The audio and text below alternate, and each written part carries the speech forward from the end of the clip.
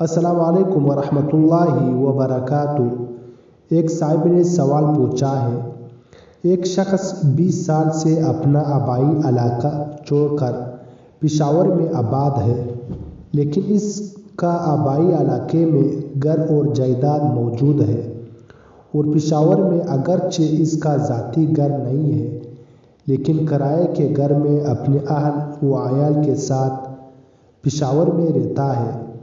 اس کی نوکری بھی یہاں ہے، اور آبائی علاقے کو اپنے اہل و عیال منتقل کرنے کا کوئی ارادہ نہیں، بلکہ پشاور میں گھر خریدنے کا ارادہ ہے، اور آبائی علاقہ کو 4-5 سال بعد جاتا ہے۔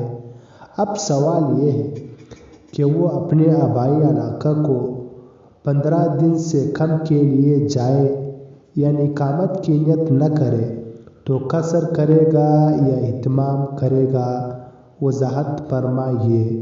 قرآن اور احادیث کی روشنی میں کامل رہنمائی فرمائیے۔ الجواب حامدہ و مصولیہ۔ اگر کوئی شخص اپنے آبائی وطن سے اہل و عیال سمیت کسی دوسری جگہ منتقل ہو کر مستقل سکونت اختیار کرتا ہے اور آئندہ اس علاقے کو نہ رہنے کا عزم کر لیتا ہے، تو اس کا وطن اصلی باطل ہوگا، اور یہ دوسرا علاقہ اس کا وطن اصلی کہلائے گا۔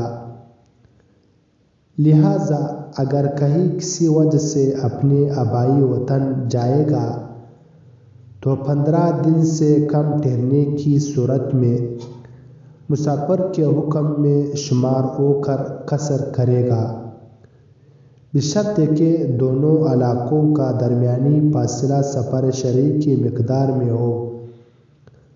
صورت مسئلہ کے مطابق اگر کوئی شخص کا اپنے آبائی علاقہ کو چھوڑ کر پشاور میں اپنے اہل و عیال سمیت مستقل طور پر رہائش پذیر ہو، اور اس کا آبائی علاقہ میں صرف گھر اور جائیداد ہو، لیکن وہاں مستقل سکونت کی غرض سے واپس جانے کا کوئی ارادہ نہ ہو، تو پشاور اس کا وطن اصلی ہے، اور اس سے آبائی علاقے کا وطن اصلی ہونا باطل ہو چکا ہے۔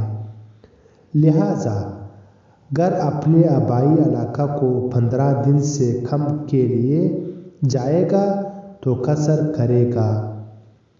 بحوالہ بدائع الصنائع جلد نمبر 1 صفحہ 498، فتاوی شامی جلد نمبر 2 صفحہ 614، دارالفتاء جامعہ عثمانیہ پشاور۔ فقط واللہ اعلم بالصواب۔